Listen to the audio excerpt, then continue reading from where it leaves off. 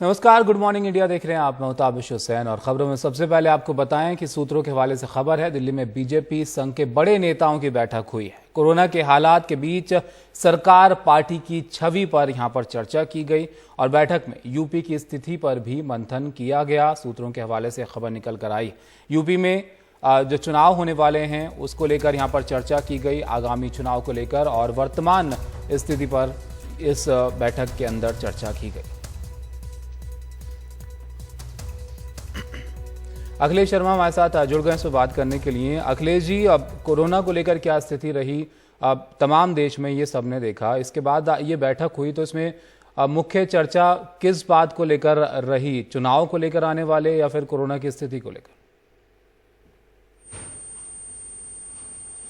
देखिए, मुख्य रूप से उत्तर प्रदेश को लेकर के चर्चा हुई है, क्योंकि जितने बीजेपी शासित राज्य है वहां पर कहीं से भी इतनी मुखर विरोध की स्वर पार्टी के भीतर से नहीं सुनाई दिए जितने कि उत्तर प्रदेश के भीतर से सुनाई दी हैं। अधिकांश जो विधायक हैं उनमें से कई तो खुलकर अपनी बात कह चुके हैं और कई दबे सुर में कह रहे हैं कि उत्तर प्रदेश में हालात ठीक नहीं है और जिस तरह से हैंडल किया गया है कोविड की परिस्थिति को, उसकी वजह से पार्टी नेतृत्व को चिंता होनी ही चाहिए। कई सांसद भी जो है अपनी पीड़ा व्यक्त कर चुके हैं। केंद्रीय मंत्री संतोष गंगवार तक इस बारे में पत्र लिख चुके हैं कि कहां उनकी बात कहीं भी सुनी नहीं जा रही है। हालांकि यह बात जरूर है कि जब ये कोरोना की दूसरी लहर एकदम चढ़ी थी उस वक्त ही उत्तर प्रदेश के मुख्यमंत्री योगी आदित्यनाथ खुद संक्रमित हो गए थे। हालांकि संक्रमण के दौरान ही वो लगातार स्थिति की मॉनिटरिंग करते रहे, लगातार बैठ के करते रहे, अधिकारियों को निर्देश देते रहे। लेकिन इस दूसरी लहर का प्रकोप इतना ज्यादा था कि जो सारा स्वास्थ्य ढांचा है उत्तर प्रदेश का वो चरमरा गया था और इसका सीधा असर भी देखने में आया है कि लगातार ये तस्वीरें आ रही कि गंगा हो या अन्य नदियां हो, वहां पर शव बह रहे हैं, उनके तटों के किनारे पर शवों को दफना दिया गया। तो ये सारी तस्वीरें विचलित कर रही हैं समर्थकों को और जो व्यवस्था में कमियां रही हैं उसके कारण विधायक और सांसद ये सब परेशान हैं। तो इस पूरे मिस हैंडलिंग को कैसे मैनेज किया जाए, किस तरह से सरकार की छवि को दुरुस्त किया जाए, क्या क्या परिवर्तन हो सकते हैं संगठन के स्तर पर, सरकार के स्तर पर, इस पर भी चर्चा हुई।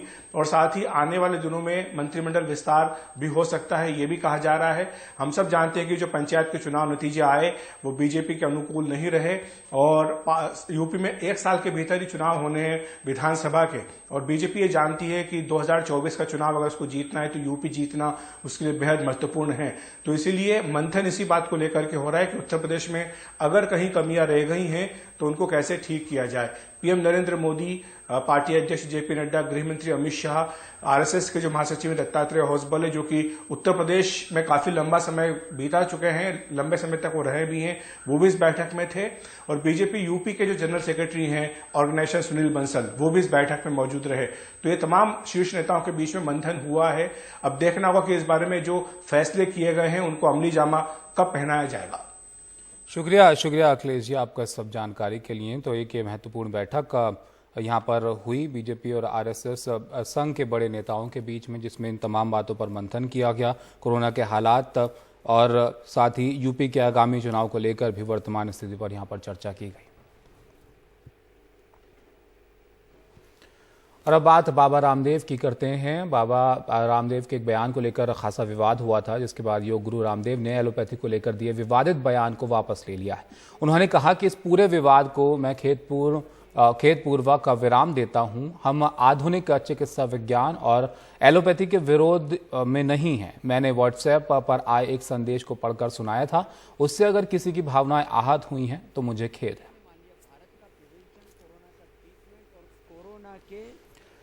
बाबा रामदेव ने ट्वीट भी किया है जिसमें उन्होंने लिखा कि माननीय श्री डॉक्टर हर्षवर्धन जी, आपका पत्र प्राप्त हुआ, उसके संदर्भ में चिकित्सा पद्धतियों के संघर्ष के इस पूरे विवाद को खेदपूर्वक विराम देते हुए मैं अपना वक्तव्य वापस लेता हूं और यहां पत्र आपको संप्रेषित कर रहा हूं।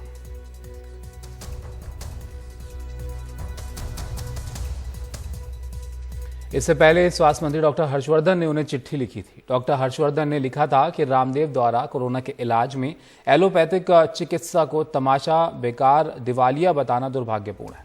कोरोना के खिलाफ लड़ाई में जुटे डॉक्टर, स्वास्थ्य कर्मचारी देवतुल्य हैं। योग गुरु रामदेव के बयान ने कोरोना योद्धाओं का निरादर कर भावनाओं को गहरी ठेस पहुंचाई है। मैंने उन्हें पत्र लिखकर आपत्तिजनक और दुर्भाग्यपूर्ण बयान को पूरी तरह वापस लेने को कहा है। योग गुरु रामदेव के एलोपैथी वाले बयान पर इंडियन मेडिकल एसोसिएशन ने नाराजगी जाहिर करते हुए उन्हें नोटिस भेजकर कार्रवाई करने की मांग की थी, जिसके बाद पतंजलि योगपीठ ने कहा था कि रामदेव के एलोपैथिक इलाज को लेकर कोई गलत मंशा नहीं थी। और कोरोना संकट के बीच स्वास्थ्य व्यवस्था तो चरमरा ही गई, शिक्षा व्यवस्था को भी जोरदार झटका लगा। इन दिनों छात्रों और अभिभावकों की चिंता ये है कि 12वीं बोर्ड के इम्तिहान होंगे या नहीं और प्रतियोगी परीक्षाएं होंगी तो कब। केंद्र सरकार ने इसके बाद अब ये साफ कर दिया है कि सीबीएसई 12वीं की बोर्ड परीक्षाएं होंगी। 1 जून को परीक्षा की तारीखों का ऐलान होगा, परीक्षा के फॉर्मेट की जानकारी दी जाएगी और राज्यों से 3 दिनों में परीक्षा के फॉर्मेट के बारे में सुझाव देने के लिए कहा गया है। राज्यों के सुझाव पर जीओएम फैसला करेगा। राज्य अपने हिसाब से फैसला कर सकते हैं। जो राज्य बोर्ड हैं उनके लिए केंद्रीय शिक्षा मंत्री रमेश पोखरियाल निशंक ने कहा है कि छात्रों की सुरक्षा और उनका भविष्य सबसे पहले है। वहीं दिल्ली के उप मुख्यमंत्री मनीष सिसोदिया ने कहा कि यह परीक्षा कराने का सही समय नहीं है।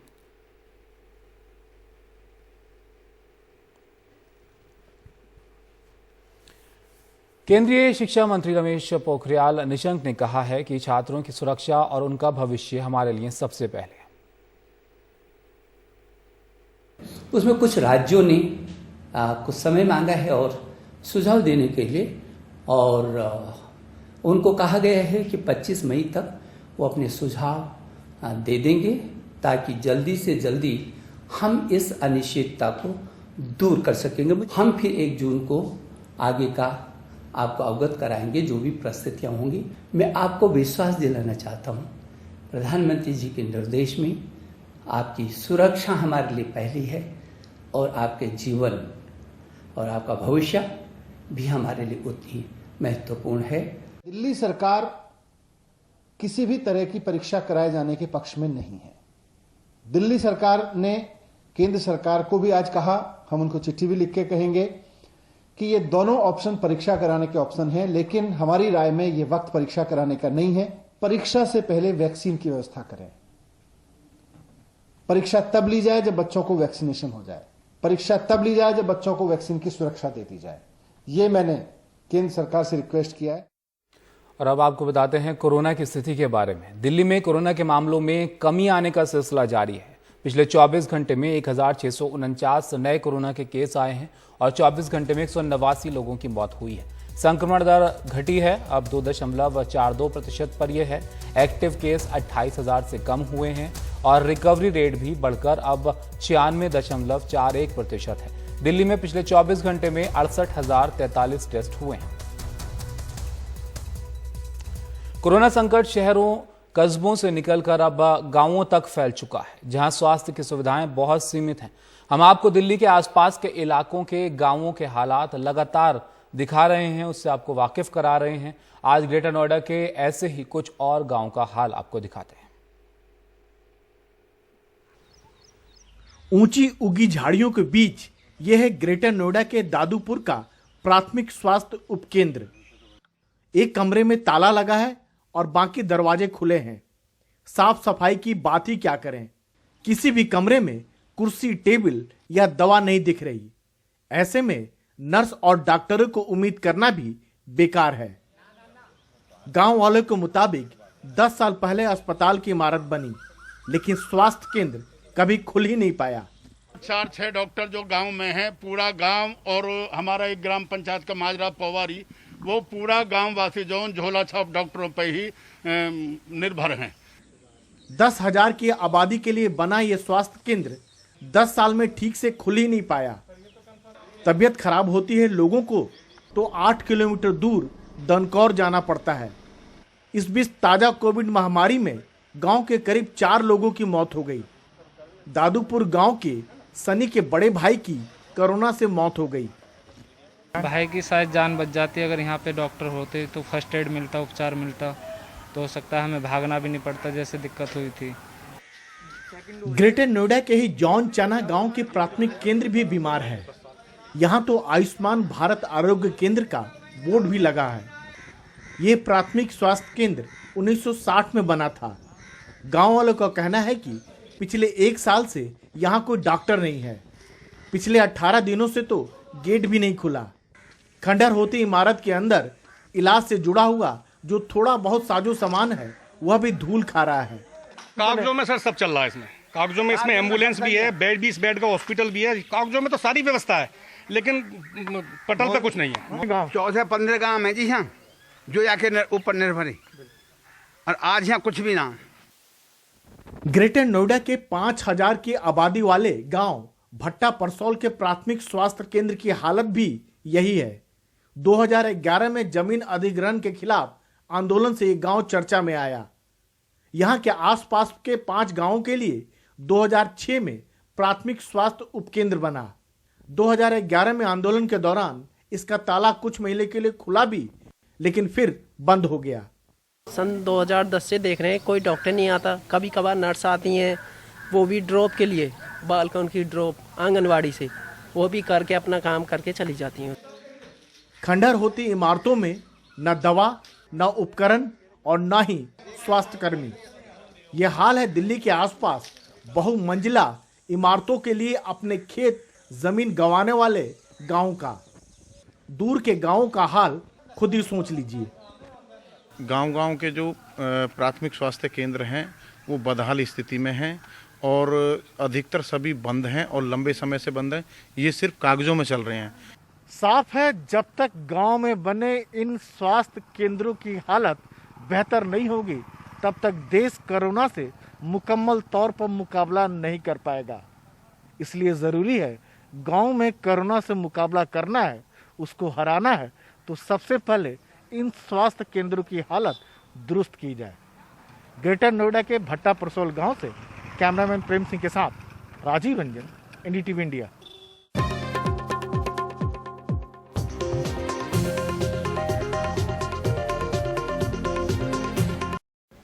और अब बात टॉप न्यूज़ की। वो खबरें जो आप विस्तार से दिन भर एनडीटीवी पर देखना चाहते हैं, आप अपनी राय इस पर हमें दे सकते हैं हमारे यूट्यूब चैनल पर जाकर।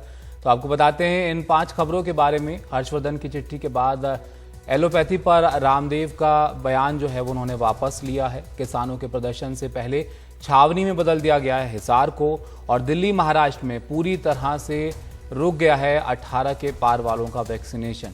और साथ ही महामारी के बीच ही सीबीएसई की 12वीं की परीक्षाएं होंगी। हालांकि किस तरीके से होंगी इसको लेकर बाद में बताया जाएगा। सुझाव राज्यों से मांगे गए हैं। चक्रवाती तूफान में बदल सकता है यास, बंगाल और ओडिशा को इसके लिए अलर्ट पर रखा गया है। तो इन खबरों में कौन सी खबर आप विस्तार से आज दिन भर देखना चाहते हैं, आप इस पर अपनी राय हमें बता सकते हैं।